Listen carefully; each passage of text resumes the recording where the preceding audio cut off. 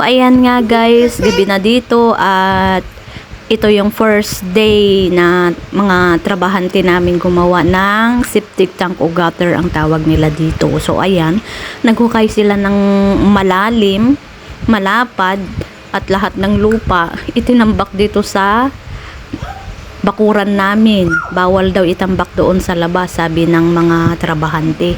Baka hulihin daw sila ng pulis. So, ayan oh. Yan pa rin guys, oh. Yan na ang natapos nila, oh. Umuwi na sila. Oh, ayan. Pero yung mga lupa andito pa rin sa harap namin. Ang kusina, oh. Hindi kami doon.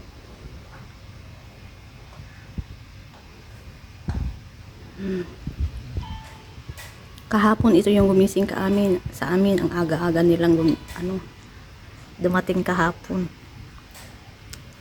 Tapos ang natapos nila kahapon yung pag-ukukay. Tapos ngayong araw itong ginawa nila, nilagyan nila ng hollow blocks dyan. Malaki siya guys, malapad ba? Saka malalim din.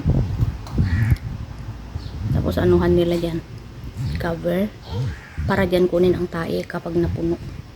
Kapag puno ng tae, mag-awas dyan ba? Magsilabasan ng mga tubig tae dito. Kapag puno, kaya kailangan tanggalin. Every month. Hindi ko alam kung saan kami maliligo ngayon. Kahapon nakaligo ako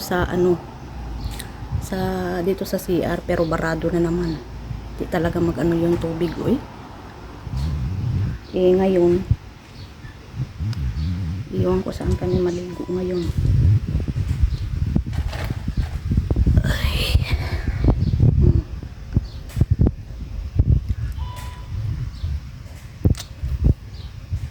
At least ilang lang ba, sacrifice lang ng ilang days matapos itong namin, oh. Okay na. Ito kasing kapitbahay namin nakakainis. Kahit ilang araw lang sana i-open, bayad naman kami ng dati naman hindi okay naman dati. Pero iwan ko sa kanila ba't nagbago yung isip. At saka isa lang din naman ang may-ari ng bahay namin at saka yung kapitbahay namin, isang lokal ang may-ari. Kaya isang isang septic tank lang, isang gutter lang. Nakakonek sa kanila yung sa amin kasi isa ang may-ari ng bahay na to. Parang dinivide lang. Tapos bigla nila. Clinose nila yung sa amin banda. Kakainis. Kaya sabi ng may-ari, kaya na lang, pagawa na lang kami ng sariling amin. Nagbayad naman siya. Payag naman siyang ginastusan niya ng mga ito guys, mga 7K. Malapit 7K dala na labor ng mga tao. Ito isang grupo. Itong gumawa dito, isang grupo lang. Ito naghukay, mga gumawa ng simento dyan, isang grupo. Tapos bukas, dadating yung isang grupo bukas para naman sa tubo, plumber. Isang grupo na naman. So, dalawang grupo ang bayaran ng lokal. Ang sa amin lang is merienda, ganun. Kain, ganun. So, okay na. Kagastos ng konti, pero okay lang. At least may sarili na kami. Tulog kami ng gabi, ganyan lang yan. Hindi namin masara. At ayun nga guys, medyo struggle ang buhay namin ngayon. Kahapon nakaligo pa kami. Naliguan ko pang mga bata. Kasi may space pa doon. Hindi pa nahukay kahapon yung lupa doon. Ngayon, wala. Ang mga bata punas-punas lang. Barado naman itong CR namin dito sa loob. Lintik na complete bahay na yan.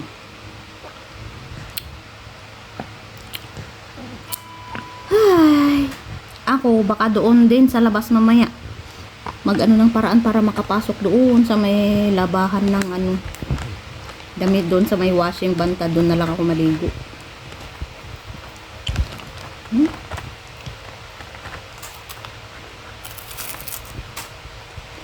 Pero last na siguro bukas. anuhan nila ng semento doon sa taas, mga ano, yung mga ano na bakal. Lagyan nila, ikaw-coveran nila yun, tapos anuhan, ano na sila ng tubo, mga 2 days. Mga last na siguro bukas or mga 2 days pa. Alhamdulillah, maging okay din. Yun lang ang routine ko sa pagligo gabi. Kasi hindi naman ako makaligo sa labas pag may trabahante, diba? So, gabi ang ligo. Mga bata, inshallah bukas maliguan ko sila bukas diyan sa CR dito sa loob. Inshallah yung tubig diyan sa CR na barado. Mawala na naman yung tubig.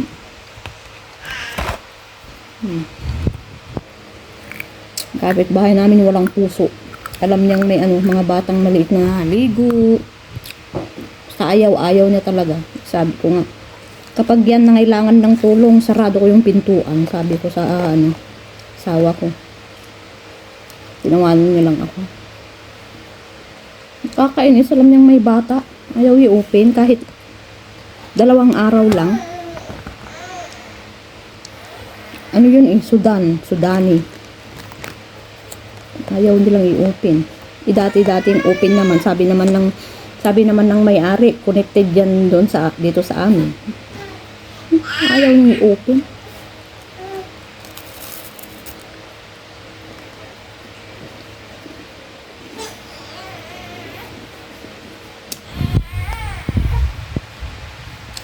Kaya kahit andun kami sa labas,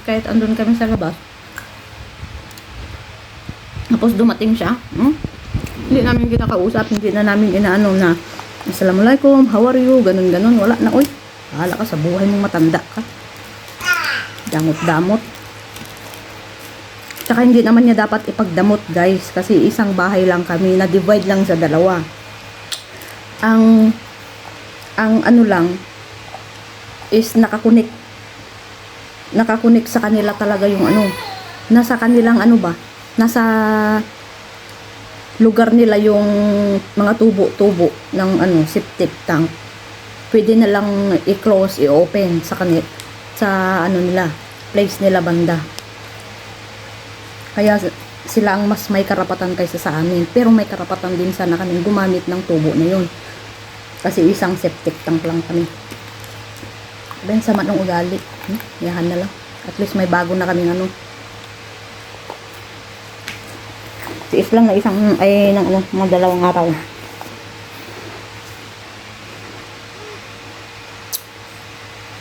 Naging okay din ang lahat. Oh, you're here now. Iyak din Iyak din sa kama Gusto din sa camera Kita niya sasalita ako dito sa harap ng camera Iyak din. Gusto din niya ng camera.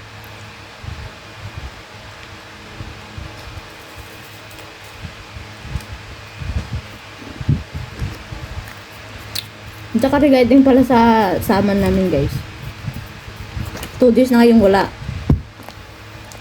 Si Habi hindi pumasok kahapon kasi nirayuma dun sa siko niya banda, hindi siya makadrive. Sabi ko, wag ka nang pumasok. Wag mong pilitin ang sarili mo pag di mo kayang mag-drive. Mas problema tayo kapag ikaw ay nadisgrasya, sabi ko. Mas malaking problema. So ayun, di siya pumasok. Wala kaming grocery. Ngayong araw, pumasok siya kasi tinatanong ng company, bakit di ka, ganyan. 2 days lang ang na pwedeng mag-absent. Pagka 3 days, alisin ka na nila. So, yun ang problema, kaya pumasok siya. Sabi niya, okay na siya ng konti. Hindi na masyadong masakit yung rayuma niya. So, pumasok siya ngayon. Andun naman yung andun yung manager ng store.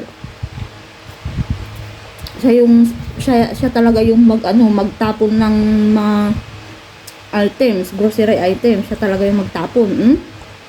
Hindi siya makakuha. Kapag manager ang wala na. Walang pag-asang 50-50 ang pag-asang makakuha. Pero kung mga sisi lang, mag-video sisi, yung tagapag parang tau-tauhan nila doon na magtapon, ganun. Mag-video, ganun. Okay lang, makakuha ang mga riders. Pero pag manager na ang andun, walang puso din yun. Sirain niya talaga. Sirain niya talaga, tapos i-shoot niya talaga sa may basurahan banda. Doon sa, ang mga basurahan dito ay malalim. At saka nakakaano din, nakakadiri na din kapag andun sa basurahan. Ang mga riders, sabi, kumukuha lang siya kapag hindi pa natapon sa basurahan, kapag andun pa lang sa plastic, tapos hindi pa inaano, parang binubutas-butasan lang, pero doon lang sa isang plastic nilalagay, hindi sa may hindi talaga sa may basurahan. Yun, nakakakuha sila, kumukuha sila pag ganun. Pero pag andun na sa basurahan, hindi na. Kasi hindi natin alam, baka sari-saring basura ang tinatapon nila doon. Kapag manager ang mag-video-video, magbutas-butas ng mga chips, gano'n, cut-cut ng mga vegetable, pagkatapos ng diretso niya sa basurahan. So, ngayong araw, andun daw yung manager, kaya hindi siya nakakuha. Inshallah, bukas meron.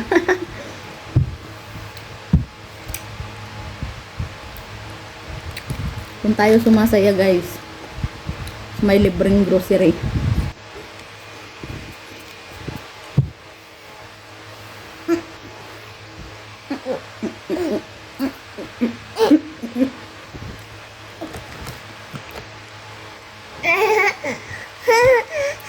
Hindi, ang mga tinatapon na hindi expire, guys. Ano lang siya ba? Parang may marumi, ganun. Kung yung mga dilatang powdered milk ng mga babies, ganun, mayupi lang ng konti, ganun, nahulog siya, tapos nayupi na, tapon na nila. Kung mga pampers naman, kapag may nabutas ng konti, inaano na nila, tinatapon na nila. Kahit mga juice, nayupi lang ng konti, karton, nayupi lang ng konti, tapon na. Na nila, tanggalin na nila sa na items. Yung mga chips naman, nabutasan lang yung pack niya, pack banda ba? Diba, isang pack na gano'n, may plastic na malaking, parang siyang isang pack. May butas lang ng konti yun. Remove items na. Kaya, hindi maiwan ni Habi ang work niya kasi may mga libreng grocery kami na kukuha. Tsaka mga pa, mapresyo pang mga mapresyong chocolate, ganun. Imported din ba?